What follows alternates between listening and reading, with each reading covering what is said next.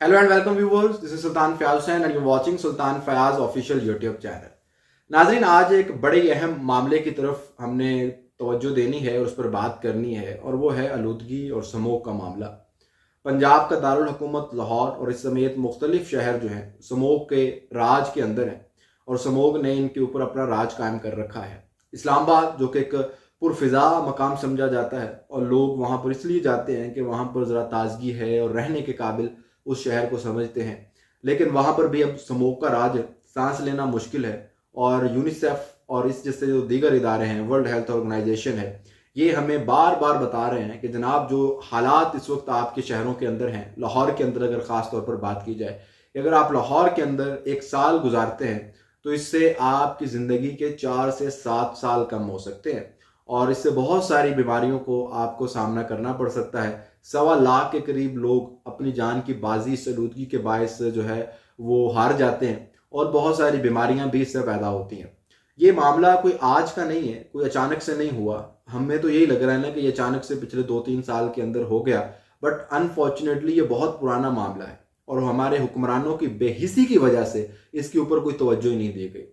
दुनिया के अंदर बहुत पहले, सदी पहले जो है वो इस पर काम शुरू हो चुका है, इस पर कानून साजी की जा चुकी है, इस पर पॉलिसियां बन चुकी हैं और इन्वायरमेंट को, अपने इस माहौल को किस तरह से हमने महफूज बनाना है, इसके ऊपर लोग काम कर चुके हैं। इससे जो है इस हवाले से बहुत सारी चीज़ों के अंदर वो जंग जीत चुके हैं, अपने माहौल को बेहतर बनाने में कामयाब हो चुके हैं। लेकिन हमने तो यहाँ पर एयर क्वालिटी जो इंडेक्स है उस जानने की कोशिश ही नहीं की थी कभी, जब तक हमें लाहौर हाई कोर्ट ने ये हुक्म नहीं दिया।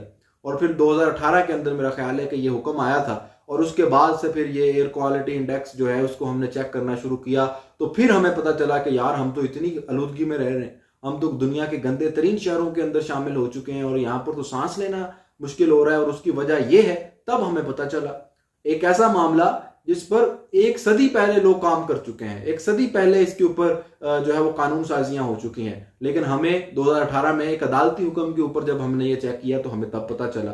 और ये हमारे हुक्मरानों की बेहिसी है। आज भी, इस वक्त भी, जब हमारे मुल्क के अंदर ये सूरत हाल है कि जनाब यहाँ पर लॉकडाउन लगा हुआ है, यहाँ पर एक इस किस्म का मामला है कि आपने बच्चों को छुट्टियां दे दी हैं, आपने मुलाजमीन को छुट्टियां दे दी हैं और आपने मुलाजमीन को कहा है कि घर से बैठ के काम करें, आप मुख्तलिफ इक़दाम कर रहे हैं और इस मुल्क के अंदर जो है वो एक अफरा तफरी का आलम है। उस वक्त आपकी जो सीएम है, जो कि इस सूबे की सीएम है, वज़ीर आला पंजाब मरियम नवाज है, वो सूबे के अंदर ही नहीं है।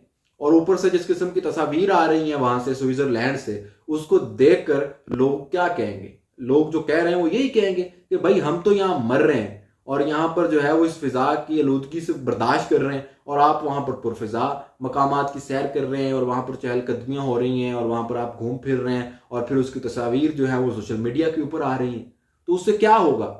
इससे यही लगता है। और जो साथ उनके पाकिस्तान मुस्लिम लीग नवाज के सदर हैं, नवाज शरीफ साहब, जिनकी पार्टी विफाक के अंदर भी इक़्तिदार के अंदर है और सूबे के अंदर भी इक़्तिदार के अंदर है, वो भी वहां पर घूम रहे हैं, फिर रहे हैं। और यहाँ पर पार्टी जो है वो क्या कर रही है इस मामले के ऊपर, आलूदगी से निपटने के लिए फिजा को हमने कैसे बेहतर बनाना है, इस पर पार्टी को कोई अहकाम नहीं दिए जा रहे, पार्टी से कोई इस पर जवाब तलब नहीं किया जा रहा, कुछ नहीं हो रहा और वो सुकून से वहां पर अपने पुरफिजा माहौल के अंदर वो तो जिंदगी गुजार रहे हैं। उनको तो जो है वो कोई मसला नहीं है, क्योंकि स्विट्जरलैंड का तो ये प्रॉब्लम नहीं है ना।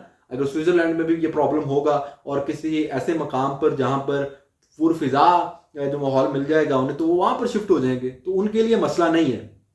और उनकी ये हरकतें इस पार्टी की और इस पार्टी की क़यादत की देख के लगता है कि जनाब अब इन्होंने ये डिसाइड कर लिया है कि इन्होंने अवामी सियासत करनी नहीं, तो इनको अब फर्क ही नहीं पड़ता। ये हर उस किस्म का जो है वो काम कर रहे हैं और बड़ी आसानी के साथ कर रहे हैं जिससे अवाम नाराज हो सकती है, जिस पर अवाम का कोई रद्द अमल आ सकता है। उनको कोई परेशानी नहीं है, उनको कोई फर्क ही नहीं पड़ रहा। वो कह रहे हैं ठीक है भाई, तुमने जो करना है करो, क्योंकि मेरा ख्याल है कि उन्होंने अब ये अंदर खाते ये डिसाइड कर लिया है कि भाई हमने अवामी सियासत करनी कोई नहीं, क्योंकि अवामी सियासत का फायदा ही कोई नहीं है। अवामी सियासत करेंगे, अवाम के लिए काम करेंगे, अवाम के लिए लड़े मरेंगे तो जेलों के अंदर जाना पड़ेगा, सख्तियां बर्दाश्त करनी पड़ेंगी और सब कुछ वो जो माजी में उनके साथ हो चुका है एपिसोड, अगर वोट को इज्जत दो की बात करेंगे तो फिर तो ये सब कुछ होगा। तो उससे बेहतर है कि भाई दफा करो इनको, अवाम के कहने पे ना तो कोई इक़्तिदार में आता है और ना ही कि अवाम के कहने पर कोई इक़्तिदार से जाता है। इक़्तिदार में लाने और जो इक़्तिदार से निकालने वाले हैं उनके साथ बना के रखो, इस्टेब्लिशमेंट से बना के रखो, उनके हुक्म पर जो है सर जो है वो निगहूं करो और उनके साथ जो है वो काम करते रहो और खामोशी से जो दिल करता है करो। अगर पाकिस्तान में फिजा आलूदा है तो चुप करके बाहर निकल जाओ और वहाँ पर ज़िंदगी गुजारे, और जब कोई माहौल बेहतर हो तो वापस आ जाओ। इससे जो है उनको भी फ़ायदा है, उनके बच्चों को भी फ़ायदा है, उनके कारोबार भी चल रहे हैं, उनकी सियासत भी चल रही है, इक़्तिदार के अंदर है। अवाम को कौन पूछेगा? अवाम के लिए कौन कुछ करेगा और क्यों करेगा इस सारे माहौल के अंदर, जब अवाम का या वोट को इज्जत दो का जो मामला है उसका कोई फ़र्क ही नहीं पड़ता। अवाम के वोट से कोई फ़र्क नहीं पड़ता, अवाम के जज्बात से किसी को कोई फ़र्क नहीं पड़ता, अवाम के ख्यालात से किसी को कोई फ़र्क नहीं पड़ता। अवाम बिलख भी रही है, अवाम मर भी रही है तो किसी को कोई फ़र्क नहीं पड़ता। क्यों? क्योंकि अवाम के वोट का कोई फ़र्क नहीं पड़ता।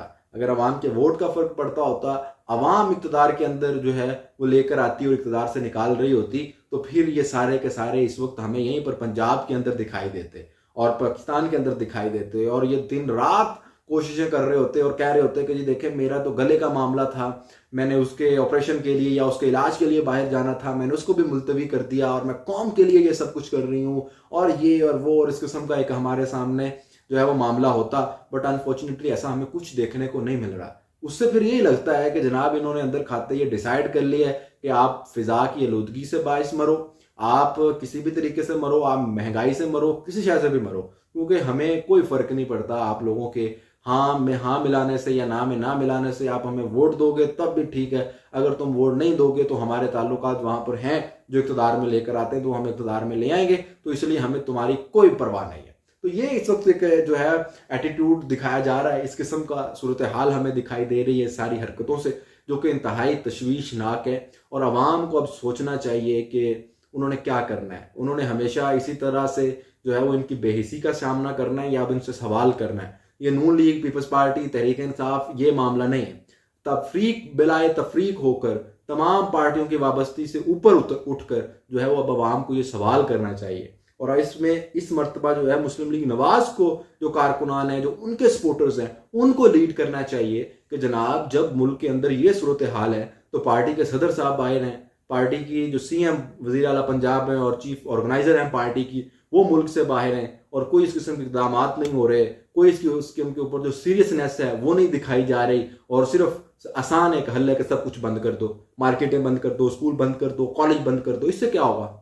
इससे क्या होगा? ये आपको लंबा लॉन्ग टर्म जो है वो इकदाम करने पड़ेंगे और बैठ के आज डिसाइड करना पड़ेगा कि आपने क्या करना है और इस मामले से कैसे निपटना है। इसके ऊपर आपको कानून साजी करनी पड़ेगी। इसके ऊपर आपको सिर्फ जो है वो किसानों के ऊपर क्रैकडाउन नहीं, किसानों के ऊपर भी आपका जो है सूरत हाल तो ये है कि मुझे भी पता है कि बहुत सारे लोग आज भी अपनी फसलों को जला रहे हैं, उसके ऊपर आप कंट्रोल नहीं कर पा रहे, किसी दूसरी चीज के ऊपर आप कंट्रोल नहीं कर पा रहे, आपकी कोई रिट है नहीं कि भाई साहब आपने अगर एक हुक्म दे दिया है तो उसके ऊपर अमल भी हो। कोई ऐसा कुछ नहीं हो रहा।